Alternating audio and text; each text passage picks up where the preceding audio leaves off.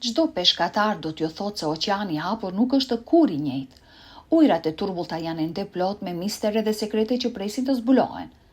Dhe ju kur nuk e dini se çfarë krijese e çuditshme mund të shfaqet papritur në rrjetet tuaja. Por kur ekuipazhi i anijes Golden Delight po kthehej në shtëpi pas 2 javësh feri në det, ata pan diçka që do t'u ndryshonte jetën përgjithmonë. Ishte një thirrje për ndihmë nga një krijesë që po vdiste, një vendim që mund të kushtonte atyre gjithçka. A do ta sakrifikonit sigurinë tuaj për një të huaj në mes të oqeanit? Qëndroni me ne, sepse ajo që ndodhi më pas do t'ju bëjë të besoni tek mrekullitë. Çdo peshkatar do t'ju thotë se asnjë udhëtim në oqeanin e hapur nuk është kur i njëjtë. Ujrat e turbullta janë ende plot me mistere dhe sekrete që pritet të zbulohen, dhe ju kur nuk e dini se cilat objekte apo krijesa të çuditshme mund të shfaqen papritur në rrjetet tuaja të peshkimit. Kjo vjen mbi faktin se oqeanet e hapura mund të jenë disa nga mjediset më sfiduese për të shkelur. Mund të shkojë nga një qetësi si nata në një fshat deri në një egërsi dhe rrezik si qyteti i Detroitit në natën e vitit të ri. Kjo është arsyeja pse shumica e peshkatarëve janë të paktën disi të lehtësuar kur mund të kthehen në breg pas disa ditëve të gjata dhe të vështira peshkimi. Por kur ky ekuipazh peshkimi ndesh diçka që nuk do ta kishin pritur kurrë gjatë rrugës për në shtëpi, asnjë prej tyre nuk heziton të hidhet në veprim menjëherë. Ekuipazhi i peshkimit në bordin e anijes Golden Delight e ka përjetuar këtë në masën më të plot, por ajo që gjetën në ujë mund t'i bëj të gjitha të vlefshme. Para se të fillojmë historinë tonë, shtypni butonin pëlqej, siguroni që të regjistroheni dhe bini ziles së njoftimeve që të mos humbisni asnjë histori të re. Ata kishin qenë jashtë në oqeanin e hapur për pothuajse 2 javë të plota tani. Kjo është shumë më gjatë se zakonisht, por ata mezi pritën të kapnin diçka ditët e para dhe nuk mund t'i lejonin vetes të ktheshin në port me duart bosh. Këta njerëz punëtor nuk kanë shumë para të kursyera për ditët kur do të ktheshin duar bosh. Të jesh peshkatar është një punë e vështirë dhe e rrezikshme, por mjerisht nuk ka një rrogë që e mban këtë parasysh.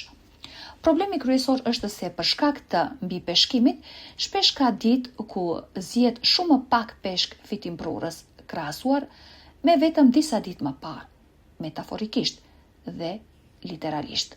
Kështu, ata vendosën të ndryshonin strategjinë dhe të drejtoheshin më larg në drejtim të ujrave që e dinin se kishin më pak trafik vargash të tjera peshkimi dhe kështu do të rritnin shanset e tyre.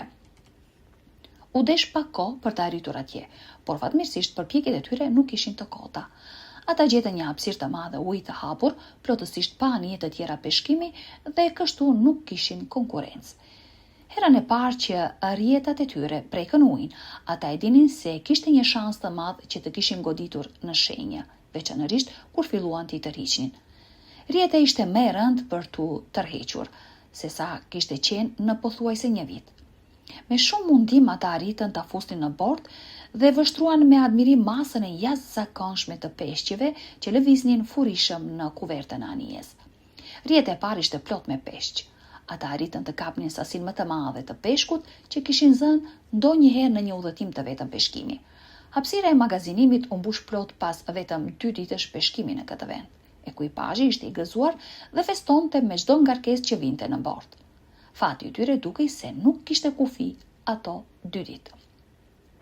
Përveç gjithë peshkut që nxorrën, ata pan edhe disa kafshë të tjera të mahkniqme në ujrat e hapura. Por balenat që u afruan pranë anijes së tyre duhet të kenë qenë më spektakolaret deri tani. Me magazinën e anijes të mbushur deri në buzë, ata ishin më në fund gati të ktheheshin në shtëpi. Nuk mund të prisnin më gjatë, përndryshe peshku kishte mundësi të prishej, gjë që do të thoshte se të gjitha përpjekjet e tyre do të kishin qenë të kota. Megjithatë, ata ndeshin ujra shumë të rrezikshëm rrugës për në shtëpi, të cilët ishin pothuajse të pamundur për tu lundëruar. U desh të bënin një devijim për të shmangur rrezikun, që mbase nuk do të ktheheshin kurrë. Kjo i shtoi të paktën 2 ditë të tjera udhëtimit të tyre. Kjo nuk kuptonte se fillimisht të shkonin përsëri në drejtimin nga erdhën për të shmangur që uji i stuhishëm t'i kapte. Kur të ishin mjaftueshëm larg, ata do të ishin në gjendje të rrethonin stuhin. E dini se kjo do të kushtonte shumë më tepër kohë, megjithatë, kjo nuk do të thoshte se do të lundronin në ujërat e qeta.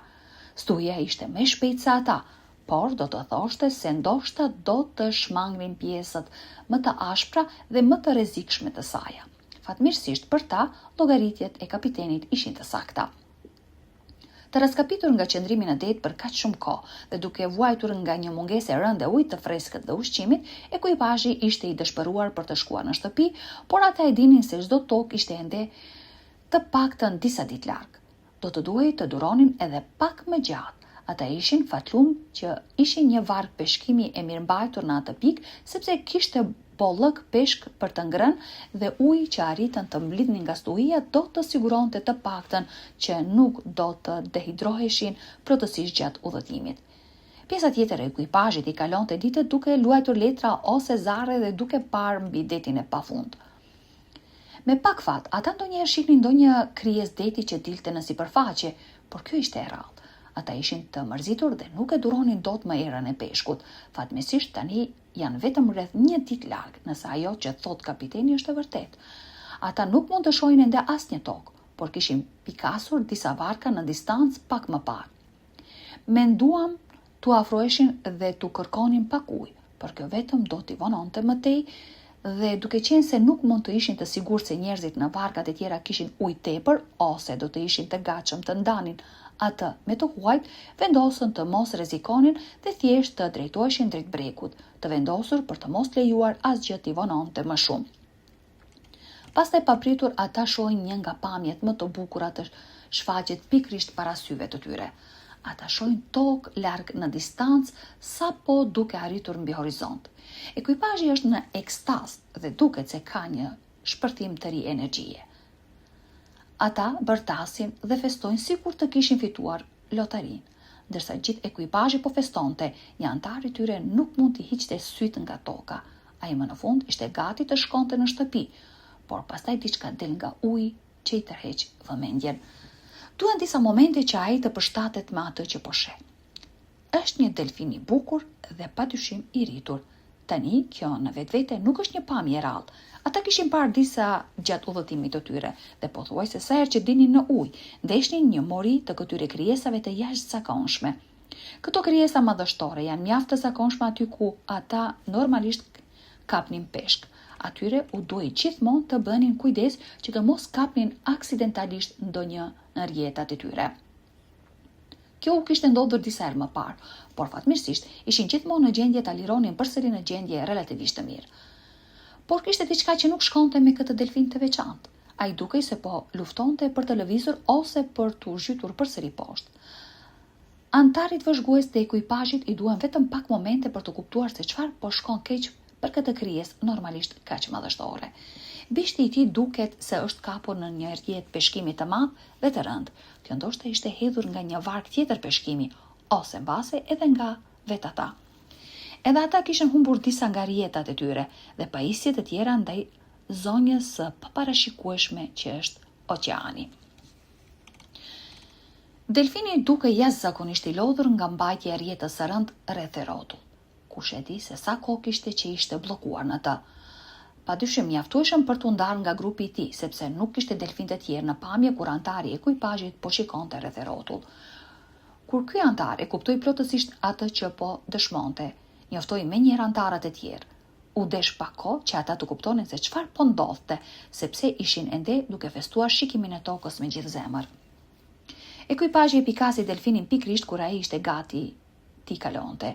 Kjo do të kishte qenë shansi i tyre për të kapur dhe ndihmuar nëse do të ishin më afër, por kishte ende një distancë të konsiderueshme mes tyre dhe krijesës.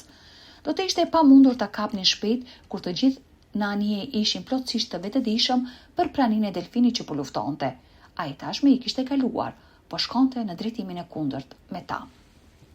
Tani që të gjithë e dinin se çfarë po ndodhte, kishin një vendim për të marrë. A ja vlente për ta që ta kthenin këtë varg dhe të ndiqnin delfinin e pashpresë në një përpjekje për ta kapur dhe liruar nga rrjeta, edhe nëse kjo do të thoshte se do të ishin larg tokës dhe shtëpisë të më gjatë? Apo thjesht donin të shkonin në shtëpi dhe të mos shqetësoheshin për të ndihmuar kafshën? Vendimi u mor brenda një sekonde dhe të gjithë në varg rënë dakord me gjithë zemër. Ata do të shkonin pas delfinit. Disa njerëz mund të mendojnë se duke qenë se ata kapin peshq për të jetuar, peshkatarët nuk kanë asnjë konsiderat për jetët e krijesave detare. Peshkatarët e vlerësojnë dhe respektojnë detin. Ai dhe gjithë jeta në të janë jashtëzakonisht të rëndësishëm për mbijetesën e tyre dhe ata e dinë se nuk mund të jetojnë pa të. Është disi e ngjashme me një fermer dhe begatin e tij. Ai i do të gjitha kafshët e tij, edhe nëse e di se përfundimisht do t'i duhet t'i vras disa prej tyre. Kapiteni e kthen shpejt barkën dhe fillon të ndjek delfinin. Ata shohin se ai po përpiqet të zhytet disa herë, por kthehet në sipërfaqe pothuajse menjëherë. Ndoshta nuk mund ta shtyjë veten poshtë me bishtin e bllokuar ashtu. Varka e arrin shpejt delfinin dhe në fillim ai përpiqet të largohet duke ndryshuar drejtimin, por pas disa tentativave, delfini thjesht qëndron pranë varkës i qetë. Peshkatarët nuk e dinë nëse kjo është sepse krijesa e di se ata duan ta ndihmojnë apo sepse është thjesht shumë e raskapitur për t'u larguar. Nuk ka një mënyrë të mirë për ta futur krijesën në bord, kështu që vendosin të përdorin pikrisht atë gjë që po e lëndon këtë delfin aq shumë. Ata hedhin rjetën e tyre dhe për çudinë e tyre arrin ta kapin në tentativën e parë. Ata e tërheqin krijesën padyshim të lodhur në bord, pa u munduar apo protestuar shumë. Kur është në kuvertën e varkës, ata shpejt e lirojnë nga rjeta e tyre përpara se të kthejnë vëmendjen te rjeta që është ende e mbështjell rreth bishtit të tij. Duan vetëm 2 nga antarët më të fortë të ekuipazhit për ta mbajtur krijesën relativisht të qetë, ndërsa udhëheqësi i kuvertës merr thikën e tij dhe fillon me kujdes të presë rjetën. Nuk i duhet shumë kohë për të prerë disa nga fjet e ngatruara, gjë që lejon që e gjithë rjeta të hiqet lehtë. Ata inspektojnë shpejt krijesën për të parë nëse nuk ka ndonjë lëndim tjetër lidhur me këtë incident fatkeq, por duket se është në gjendje të mirë. Gjithashtu, po fillon të duket dhe të sillet më gjallërisht tani që bishti i tij është sërish i lirë plotësisht. Antarët e ekuipazhit hapën shpejt hapësirën anësore të kuvertës dhe me pak shtytje arritën ta zbrisnin delfinin nga varka dhe ta kthenin në ujë. Ai menjëherë zhytet thellë poshtë dhe ata nuk mund ta shohin më. Të kënaqur me punën e tyre, ata mbyllin shpejt hapësirën dhe fillojnë të pastrojnë kuvertën, ndërsa kapiteni vendos kursin përsëri në drejtim të tokës. E gjithë kjo sprov ndoshta i shtoi të paktën 5 deri në 6 orë të tjera udhëtimin të tyre. Por të gjithë në anije e dinin se morën vendimin e duhur. Gjatë rrugës për në breg, ata papritur shohin një delfin duke kërcyer anash varkës. Ata janë pothuajse të bindur se është i njëjti delfin që sapo shpëtuan. Me atë se sa inteligjente janë këto krijesa, nuk është e pamundur që kjo ishte mënyra e tij për të falenderuar ekuipazhin që e shpëtuan. Me ekuipazhin më në fund përsëri në breg, pas një udhëtimi të gjatë dhe të vështirë, ata tani jo vetëm që kanë shumë peshk për të shitur, që u siguron atyre një rrogë të merituar, por ata gjithashtu largohen nga varka me një histori të mrekullueshme për të treguar dhe një përvojë të paharrueshme. Ata tani kanë një histori të mrekullueshme për të treguar.